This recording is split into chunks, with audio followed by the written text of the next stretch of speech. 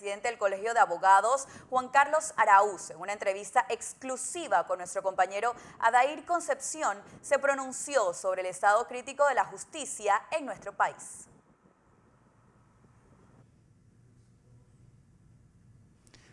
Muchas gracias, compañeros. Estimados televidentes, como siempre, un gusto saludarles, pero también presentarles entrevistas muy interesantes en la edición estelar de Next Noticias.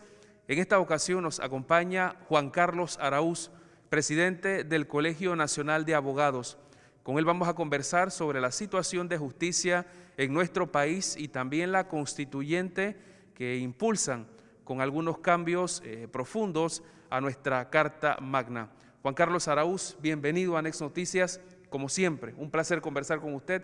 Gracias por recibirnos. Muchísimas gracias, Adair. Un saludo a todos los televidentes y sean bienvenidos aquí a la sede del Colegio Nacional de Abogados. Presidente, situación de justicia en el país en estos días. Un análisis que usted pudiera hacernos en relación a todo lo que ocurre, todos los casos que salen a la luz pública y que la ciudadanía también cuestiona. Nos preocupa muchísimo. El tema de justicia sigue agravándose, la confianza en la administración de justicia sigue perdiéndose, el estado en el que la justicia se mantiene es un estado de abandono. Ese estado de abandono ha hecho, obviamente, que la ciudadanía viva en la efervescencia del cuestionamiento hacia su funcionamiento.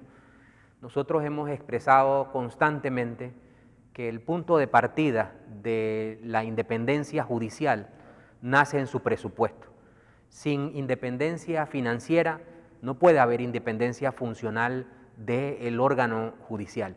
Esa particular situación se agrava cuando usted tiene que la justicia penal en todos sus cargos dentro del sistema penal acusatorio están en interinidad. Usted agréguele que el Procurador General de la Nación está en interinidad. Claro.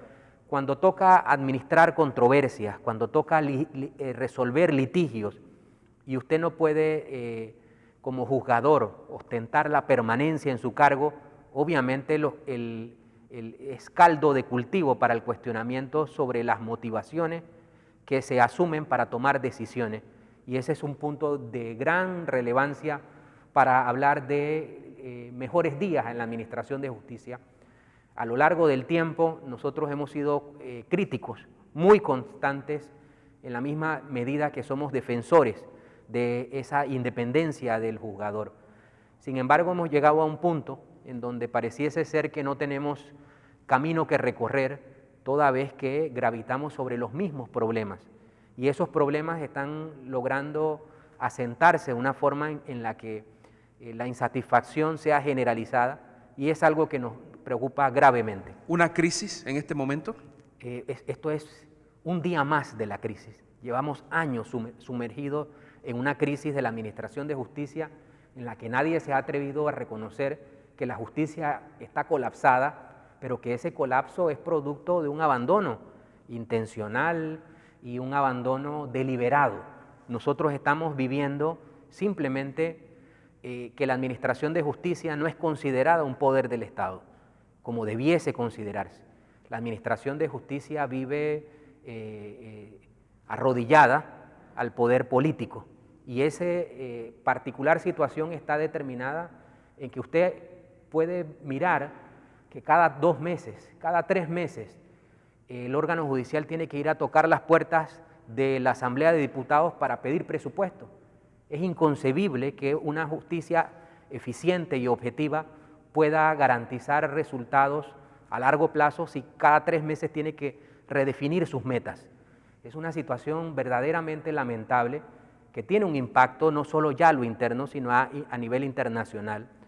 ¿Cómo poder cumplir estándares regionales en materia de justicia si a lo interno nuestra justicia está carente de todo tipo de recursos?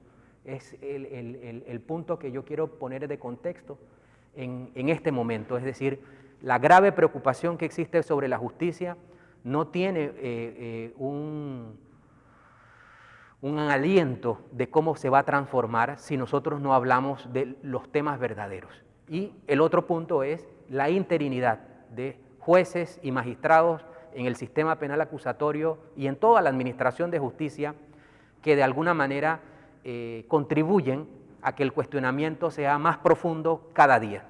Injerencia del poder político, usted lo ha mencionado, presidente, pero también esa interinidad de esos jueces y esos magistrados. ¿Qué cosas prometen? ¿Hasta dónde se puede torcer la justicia? ¿A cambio de qué? Yo creo que es un tema de que el ciudadano está en una libertad de hacerse del criterio que simplemente pueda obtener información, porque el mismo sistema no tiene forma de evaluar a sus integrantes. No hay evaluación del desempeño de jueces, magistrados, fiscales. Por lo tanto, lo que existe son apreciaciones de los actores dentro de cada proceso, y la ausencia de mecanismos institucionales entonces convierte a que el debate de la justicia sea por extremos, y esos extremos, combinados obviamente en las coyunturas de temas mediáticos, políticos o de alguna naturaleza en la que se genera un foco de interés, no contribuye a hablar de una justicia estable. Y por eso hemos reiterado muchas veces que nosotros nos oponemos rotundamente a que la justicia se transforme en un carnaval, en el que simplemente cada extremo de cada caso pretende abanicar su posición como si fuese una verdad, ante la imposibilidad del sistema de establecer cuál es la verdad. Y esa situación obviamente desgasta al ciudadano, pero que institucionalmente no ha logrado que alguien se movilice en torno a los cambios y transformaciones. Nosotros hemos censurado muchísimo que hay ausencia de liderazgo político en torno a la administración de justicia, mostrar una ruta, hacer propuestas de cómo salir del estancamiento en el que nos encontramos, y sobre todo cuáles son las principales transformaciones a corto plazo, a mediano plazo y a largo plazo para poder evolucionar. Nosotros no advertimos que esto vaya a cambiar en tiempo corto. Sin embargo, seguir hablando y señalando es nuestra tarea desde el gremio de abogados, como una forma de no aparentar que las cosas están bien. La situación de la justicia no puede tratarse con hipocresía, en donde simplemente pretender que las cosas que acontecen en la justicia son eficientes, porque la realidad demuestra que es todo lo contrario. A veces pues uno siente quizá que quien tiene poder, que quien tiene recursos, pues sí encuentra justicia, sí encuentra medidas, por ejemplo, distintas a la que encuentra aquel que siempre lo comparan, que cometió algún delito con una de estas especies protegidas, una iguana, es lo que dicen las personas que le echan o lo condenan a mayor cantidad de años, pero así no pasa con estos casos llamados de alto perfil, donde pues también parece que a medida que cambia un gobierno, la venganza toma la justicia y la justicia toma venganza. Sí, mire, a mi espalda tenemos una imagen de la justicia con una venda. Proponer porque la justicia sea ciega debiese ser el norte de todos los ciudadanos, indistintamente de colores, afinidad, ideología, porque en la medida que la justicia garantice no distinguir a quién está siendo sometido a los controles de la justicia como tal, nosotros tendríamos mayor eficacia. Sin embargo, nuestra sociedad tiene preconceptos, y con esos preconceptos trasladados a los actores de la justicia, se coloca entonces que factores como los medios de comunicación, como la afinidad política, como la expresión de rechazo o de acuerdo con las decisiones, provoca una atmósfera que, sumadas a la interinidad, obviamente operadores de justicia no se comportan de igual manera si tuviesen la seguridad de su empleo y su remuneración y sus beneficios como tal, a quien permanentemente está en la zozobra que una resolución bastará con dejarlo sin el nombramiento en su cargo. Es decir, cuando yo no tengo actores empoderados del cargo, se fortalece la expresión de que lo político está por encima de lo jurídico, porque el temor dentro de la administración de justicia está obviamente en la permanencia, está en la continuidad de su cargo. Por eso, cuando hablamos de futuro de la Administración de Justicia y análisis de estos enfrentamientos donde la mirada ciudadana está pendiente, la primera pregunta ¿es permanente el juez que decide? ¿Tiene estabilidad en su cargo? ¿Puede enfrentar el enfrentamiento de dos partes con la suficiente capacidad para argumentar y desafiarse recíprocamente? Si nosotros no tenemos operadores de justicia empoderados de su cargo, obviamente esto va a simplemente seguir profundizándose, y por eso yo quiero poner en contexto en esta entrevista es el desafío de otorgar permanencia a los funcionarios judiciales y la estabilidad en el cargo, para nosotros poder iniciar una ruta de romper esa expresión que pareciese una verdad en donde lo político está por encima de lo jurídico. Y que precisamente en esta situación hay que recordar, presidente, se mantiene el jefe del Ministerio Público, el Procurador General encargado, Javier Caraballo, que recordemos pues está de una manera provisional. ¿Cuántos jueces también se mantienen en igual situación de interinidad? También se abrió ese concurso, esa participación para magistrados de la Corte Suprema de Justicia, pero quizás muy pocos quisieron participar. ¿Por qué será? El tema de los magistrados de la Corte Suprema de Justicia, por la estructura en la que opera la propia Administración de Justicia, tiene una connotación obviamente de que los cargos de la Corte no definen el papel de los distintos actores en tribunales inferiores. Sin embargo, el solo hecho de que el Pleno de la Corte Suprema de Justicia pueda, con una resolución, dejar sin efecto los nombramientos de jueces y magistrados por la interinidad, es un punto de partida en el que se puede poner en contexto la importancia de los cargos de magistrado de la Corte Suprema de Justicia en esta coyuntura tan... tienen ese peso, ese poder. Tan grave. Y con esa situación, obviamente, aspirar a ocupar esos cargos dentro de la Corte Suprema de Justicia debe entonces hacerse con la convicción de tener las cualidades para poder aportar en este momento. Si bien es cierto, un magistrado a nivel individual no resuelve la coyuntura de la justicia, agrega un momento de tranquilidad en la medida que sus perfiles proyecten objetividad, proyecten conocimiento y sobre todo proyecten convicción de un mejor Estado de Derecho. Por eso el tema de la convocatoria a magistrado siempre va a ser relevante en la medida que aspirantes se presenten y estén dispuestos a poner su hoja de vida por delante. En cuanto al número, si son muchos o pocos, yo creería que lo importante va a ser que los que hayan presentado su hoja de vida tengan esa convicción de poder aportar al momento serenidad, tranquilidad y sobre todo avance, sin perjuicio que mientras el presupuesto de la justicia no esté garantizado realmente, aquí nunca vamos a poder hablar de una independencia judicial real. Claro, y personas también que pues no se arrodillen ante el Ejecutivo o el poder político de turno. El tema de las vinculaciones, las afectividades políticas que pueda tener un aspirante a magistrado de la Corte Suprema de Justicia, yo creería que el momento inclusive hará que sea una carta de presentación en torno a que la Corte tiene que validar su propia existencia. ¿Para qué entrar a formar parte de un órgano del Estado si el órgano está siendo disminuido?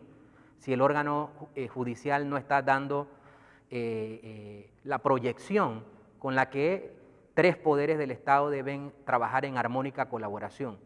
Por lo tanto, yo creería que uno de los principales retos de los próximos inquilinos en la Corte Suprema de Justicia es cuestionar la propia autonomía del órgano judicial para ser más efectivo, pero también tienen el reto de presentar cuáles son esas políticas públicas en materia de justicia que tienen que fortalecerse, cuáles son las situaciones de arrastre de las cuales no se han podido sacudir dudas generalizadas en materia del funcionamiento de la justicia y sobre todo también de qué manera la justicia se logra convertir en un verdadero motor de desarrollo para la sociedad. Presidente, quiero preguntarle también, hace algunos días leíamos en redes sociales, por ejemplo, al licenciado Alfredo Vallarino, donde hablaba de un pronunciamiento por parte del Colegio Nacional de Abogados sobre casos prescritos. Mencionaba, por ejemplo, uno de ellos de un expresidente de la República. De igual forma, cambios a última hora, así lo han llamado el equipo legal, de jueces o del tribunal que en su momento debe nuevamente realizar esta audiencia al ex gobernante. Hay un pronunciamiento del Colegio Nacional de Abogados sobre estas situaciones de casos prescritos que se retoman, como lo mencionan ellos, y de igual forma esos cambios de los jueces. ¿Hay un pronunciamiento por parte del máximo gremio de abogados en nuestro país? Mire, lo primero que yo tengo que puntualizar es lo siguiente. Lo que se hace en derecho, se deshace en derecho. Es decir, son las partes de un conflicto las que pueden plantear argumentos y contraargumentar en un momento determinado. Nuestro papel como gremio siempre va a ser garantizar que exista una defensa libre, es decir, que el ejercicio de la abogacía no sufra obstáculos. Sin embargo, nosotros no podemos entrar a determinar quién tiene la razón o quién es el vencedor o quién es el perdedor de una situación jurídica, y por eso los abogados del país, cuando nos plantean situaciones que requieren análisis por parte del gremio, lo deben documentar y lo deben hacer mediante una solicitud formal para que la directiva pueda pronunciarse. Mientras eso no acontece como tal, obviamente yo como presidente del Colegio de Abogados sí me puedo pronunciar sobre distintos temas en la medida que haya interés de alguien a escuchar. Por lo tanto, hasta este momento coyuntural, yo no he recibido ninguna pregunta en torno a este tema que se aborda. Sin embargo, yo he sido muy crítico y muy categórico en lo siguiente. La neutralidad con la cual los procesos judiciales deben conducirse implica justamente que las reglas sean claras. En la medida que las reglas se respeten y no haya cambios que alteren esa neutralidad, obviamente las partes pueden seguir avanzando con su debate y su discusión de una forma cotidiana. Cuando eso produce alteraciones, obviamente el sentido siempre va a ser de desigualdad. Y esa desigualdad implica obviamente en un momento determinado inclinar obviamente el pensamiento a quien está actuando en desigualdad. Y yo en estos temas de justicia no tengo el menor reparo de cuando haya algo que señalar, lo señalaremos, y obviamente yo no estoy de acuerdo con ninguna decisión que no tenga una motivación objetiva, una decisión que permita la contradicción y sobre todo una decisión que propicie situaciones que prolonguen los debates de fondo.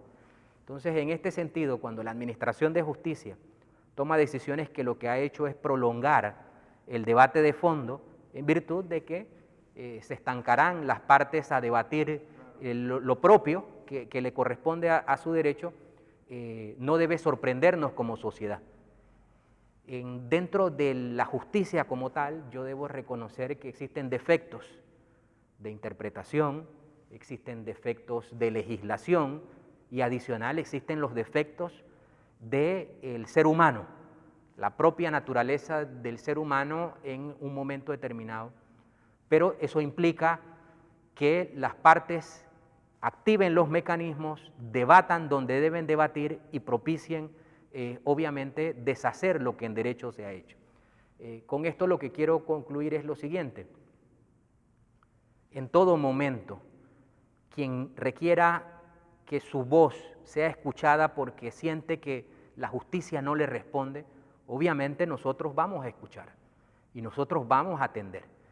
Sin embargo, el papel del Colegio de Abogados no es ni de coparte, ni de, en un momento determinado, árbitro de una situación.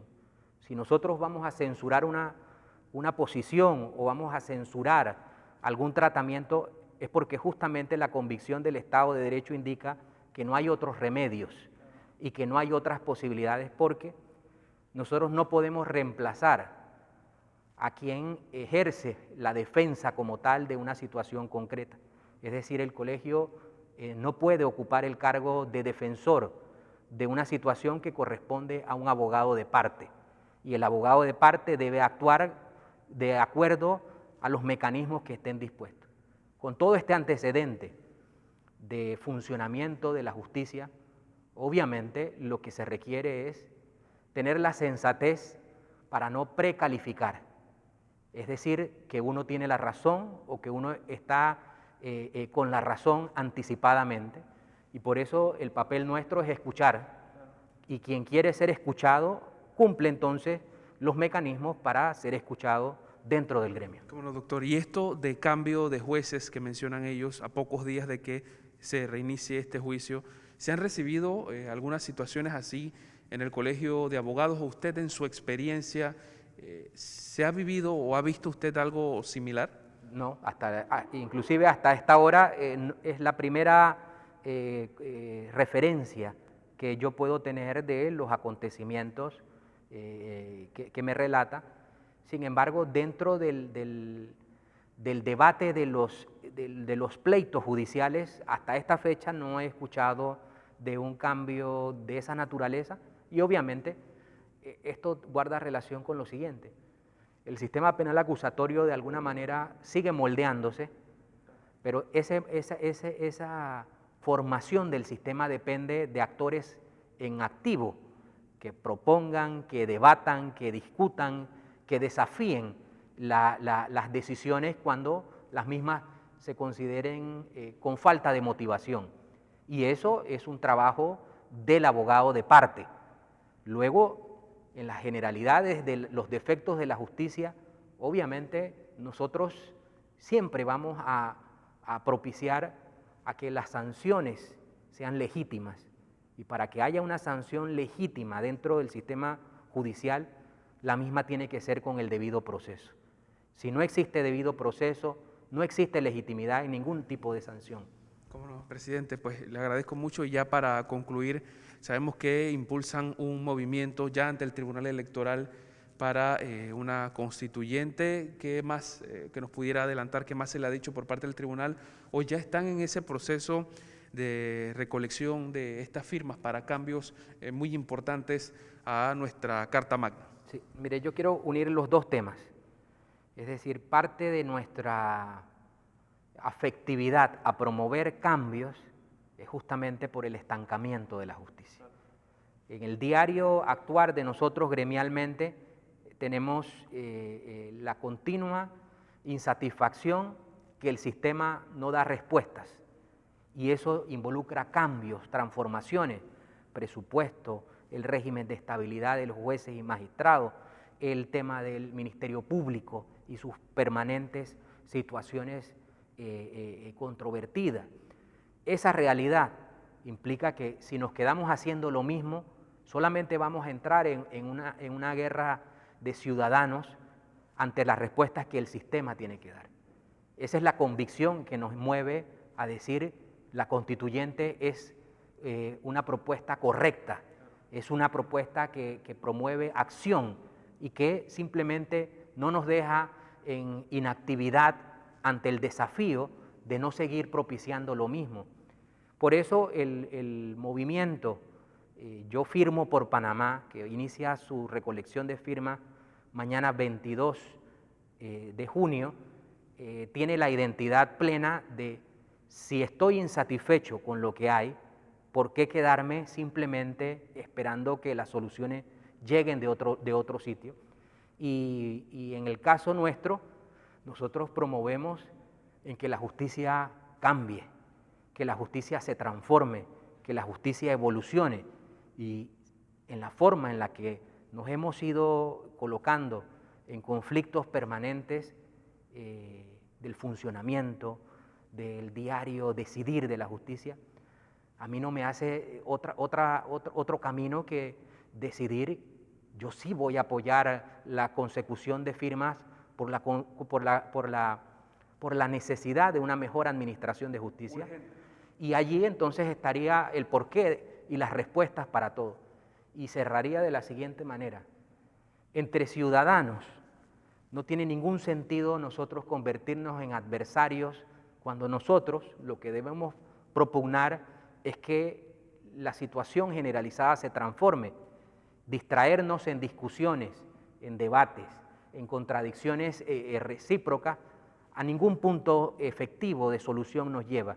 Y por eso el mensaje desde el Colegio de Abogados es a mirar con un sentido crítico qué tenemos, hacia dónde vamos con lo que tenemos y qué podemos construir de forma conjunta para lograr al menos salir de esta situación tan agobiante como la que todos podemos reconocer que es invivible.